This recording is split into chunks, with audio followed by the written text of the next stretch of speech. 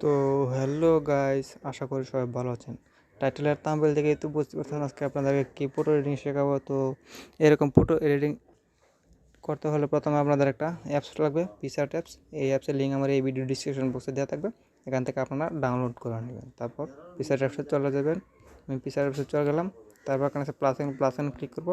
তো plus click করে আমরা এখানে যে ফটো এডিটিং করবো, তো আমি এখানে একটা ফটো আনবো।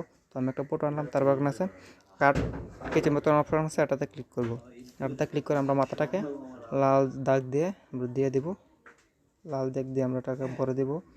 তো আমি এটাকে ভরে দিয়েছি। তারপর এখানে তীর চিহ্নতে ক্লিক করব। তারপর আমরা এটাকে ভালো করে রিমুভ করে দেব। তো আমি রিমুভ করে দিচ্ছি। তো মাথাটাকে যদি ভালো করে রিমুভ করা হয়ে যায়, তারপর আমরা সেভ অপশনে ক্লিক করে সেভ করে দেব।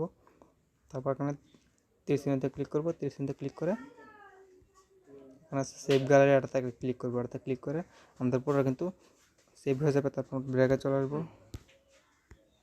আমরা ব্যাগে চলে আসার পর আবার আমরা পুরোটাকে সিলেক্ট করব। তারপর এখানে আছে টুলসে ক্লিক করব। টুলসে ক্লিক করবো, এখানে আছে কোলনে ক্লিক করব। তারপর আমরা এটাকে এভাবে টেনে আমরা রিমুভ করে দেব। তো আমি এটাকে রিমুভ করে দিতেছি।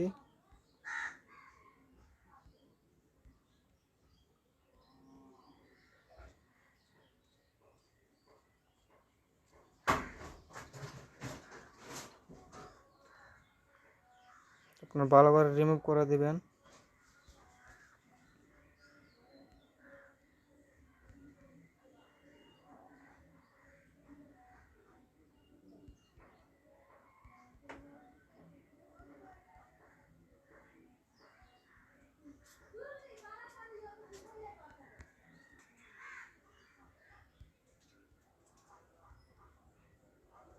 এটাকে রিমুভ করে দিবেন ভালো করে।